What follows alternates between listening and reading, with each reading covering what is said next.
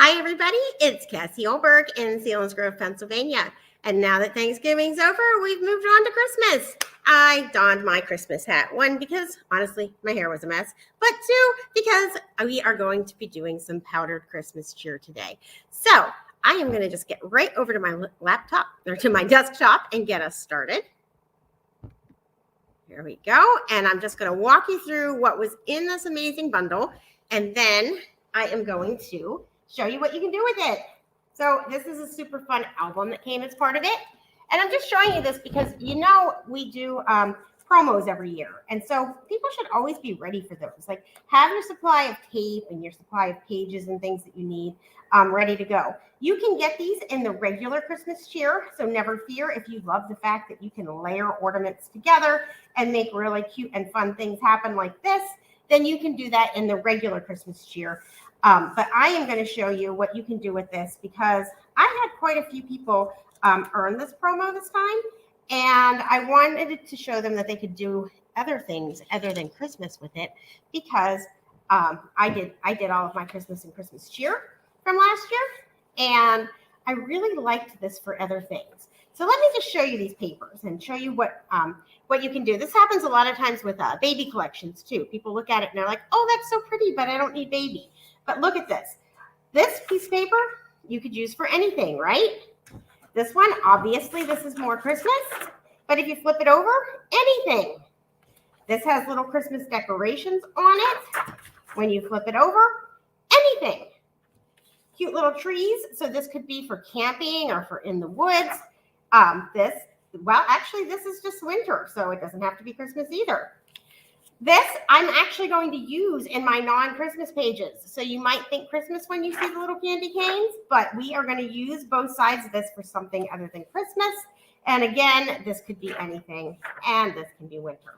So just when you see collections, don't automatically block them out of your brain just because you don't happen to be working on those particular things.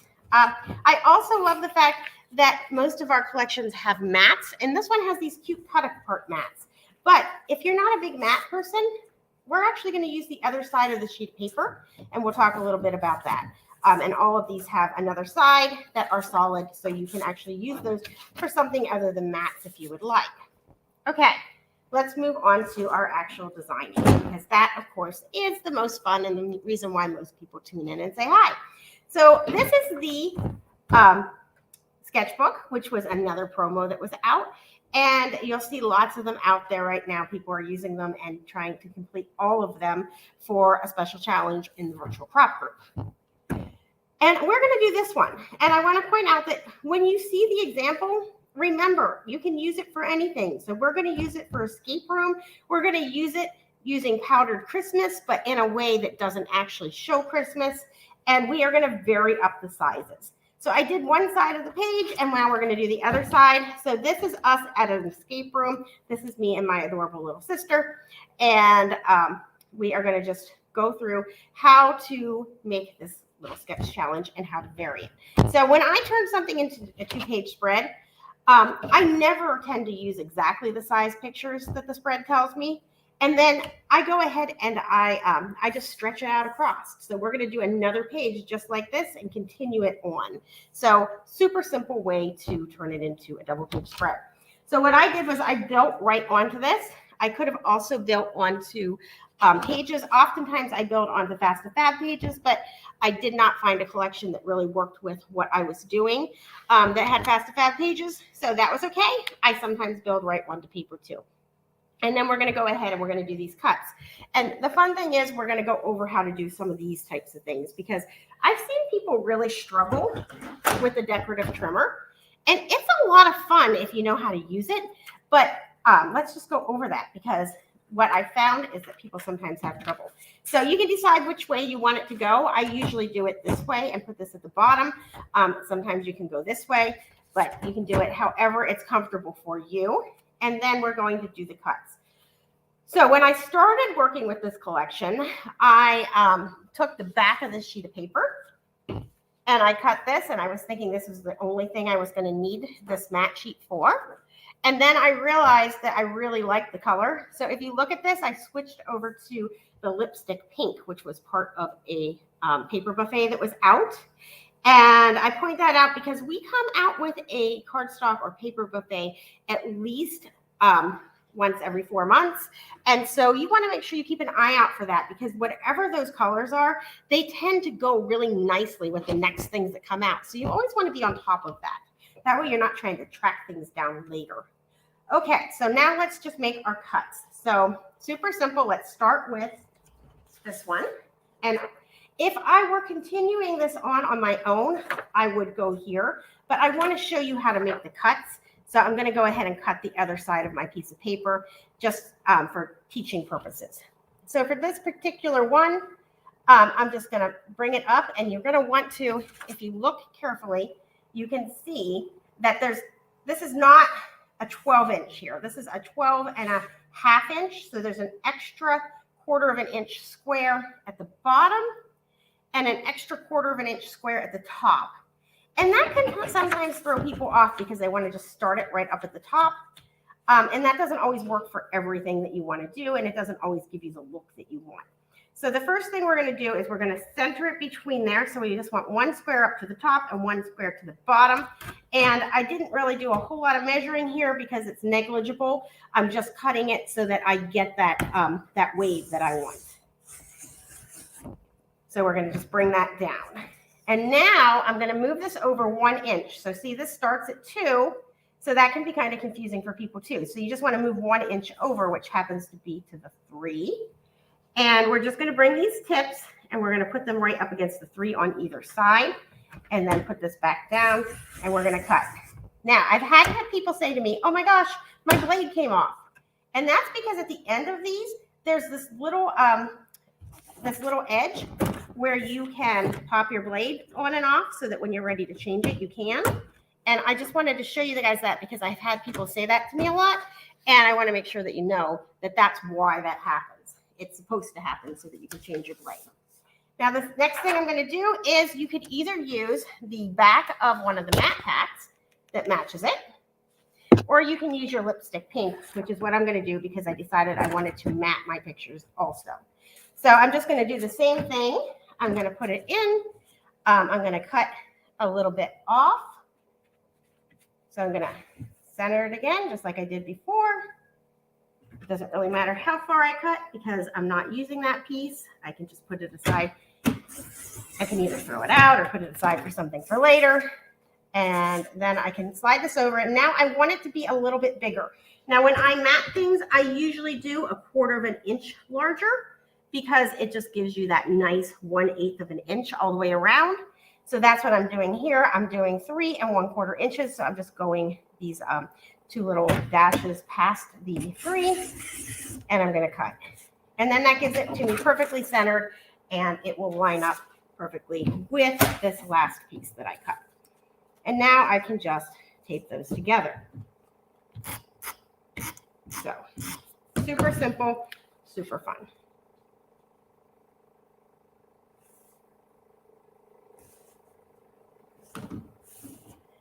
Now I'm going to take this discarded piece, and I am actually going to use this. How did I do that last time? Oh, no, I cut it off the bottom.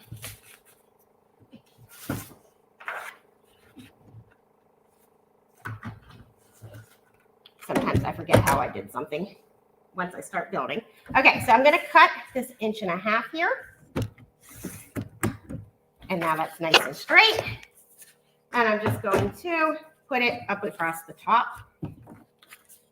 And this one's really nice for our escape room trip. So this is not Christmas. It is for our escape room. And the reason it worked out so nice is because it was a Mad Hatter theme. And you'll see in the pictures that I use on this page that we did everything super, super, super cute and with cakes and things like that. My daughter loves escape rooms, so she set this up for us.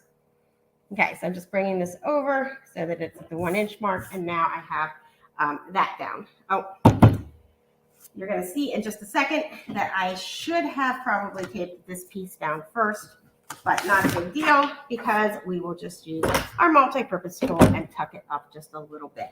So we're going to take our stripes paper, And we're going to cut it at 2.5 inches.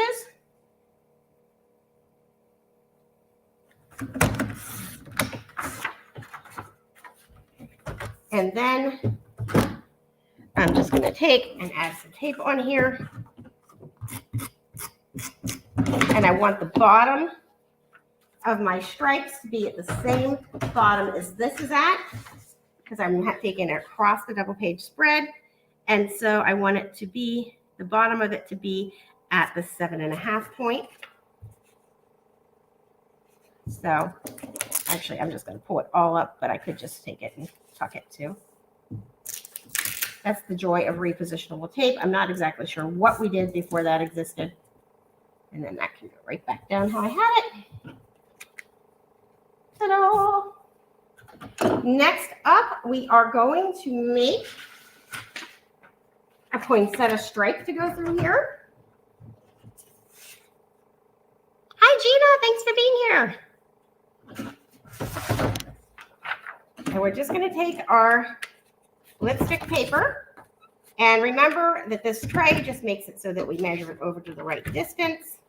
And then this magnet locks it down, and then that pushes it out of the way, and now it's just kind of hanging there. Now, when you do this punch, if you notice, there is this skinny, skinny strip going across the bottom. I did not purposely cut that. I used that from this. So I find that if I go up, if I go in an upright, then I don't tend to pull that as much. Of course, as soon as I say that, I pull it a little bit. And then I can end up with this extra little strip that I can use at the very bottom of my page. And it's just a fun, I would never save that, but it is a fun way to use it if you do end up having extra of it.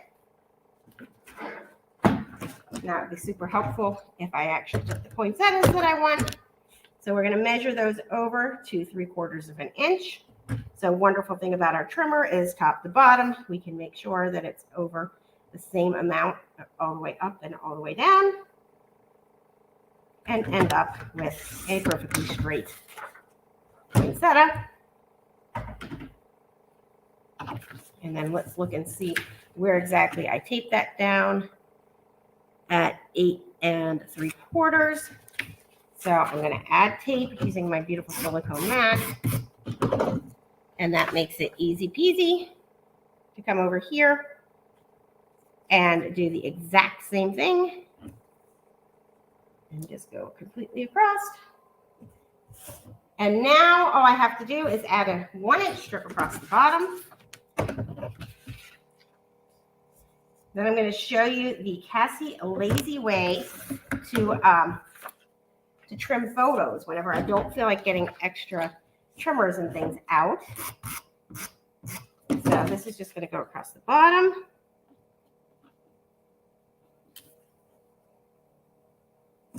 Then we're going to take this strip, and I did have one little spot where it went a little wonky on me, but I don't think we're going to notice once we have it taped down, so I'm just going to carefully add the tape. And I could cut myself a little tiny 1/8 of an inch, but I really like using up these extra little scraps. And we're going to put this down and measure across the 1/4 of an inch up. Oh, it's going to break on me right there, but not a big deal. We're going to come over here to this 1/4 of an inch, and we're going to bring it across, and I will just I'll add a little sticker or something right there, and it will turn out just fine. So always a way to make that work. And now we're going to mat some pictures here, and I'm going to show you how I do this, because I never remember to pull out my personal trimmer because I just start going really fast and I'm working and I don't want to slow down and look for the personal trimmer because, let's face it, I'm a messy scrapbooker and there's stuff everywhere. So I always mark my old blade with a P. And this is my nice fresh blade. Did you see how that cut like butter? It's because I have a mat that's not all chewed up. If it starts to cut rough, I always switch to the next mat. So that, see, there's a 2 there. I can pull this out and flip it to the 2. And if it still cuts rough, I know it's time to change my blade. And I take the blade that's not cutting as smooth, and I use that for pictures because you don't need it to be as smooth with pictures, right? You just don't. So I'm going to come over and I'm going to find my pictures. What did I do with my other two pictures, guys? I'll tell you what. Some days. Okay, so I'm going to cut these at 3.5 inches. And I'm also going to make two 3.5-inch squares using my P trimmer. And that way I don't have to worry that I am dulling it in any way. Aha, there's my other two pictures. They were hiding under some paper. So I'm going to cut these also at 3.5. I'm going to trim just a tiny bit off the bottom so I don't nick anybody's head. And then I'm going to do 3.5 here. So I'm going to start this direction. And then I'm going to flip it and cut the rest off the bottom. So now everything's 3.5. And I am going to cut myself some mats. So I actually did magic mats on the other side, but I don't need them to be quite that big. So they're already 6 1/4 this way, which is what I need. So now I can do 3 3/4 in the opposite direction. For my two longer ones. Let's see, and I wanted these to be right. So these are 3.5 by 4. So I want 3 3/4 by 4 1/4. So I'll come over here and I'll do my 3 3/4. I'm going to switch back to my paper cutting one. I didn't do that before. I was wondering why it didn't feel quite like butter, but it was good enough. I mean, honestly, this trimmer cuts so smooth no matter what, but that's the way to make sure that it cuts the best cut. And why not have it cut the best cut if you can? Okay, so now we're just matting these pictures because, as you know, matting makes everything look super magical. And gives you that nice 1/8 of an inch all the way around.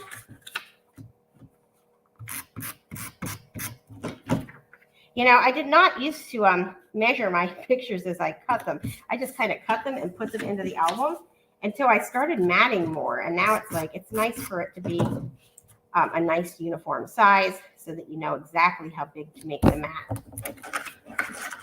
Isn't it wonderful how our scrapbooking evolves over time and we learn new techniques and we do more things? So there we go. And now we have the Mad Hatter pictures. Put on these ones. We had some yummy food before. Oh, look at that. I covered up the stripe mostly anyway. So yay me. I don't even have to worry that it was a little ripped in that one spot. Love that. Isn't it wonderful how things work out so nicely with scrapbooking? Move this one over just a little bit.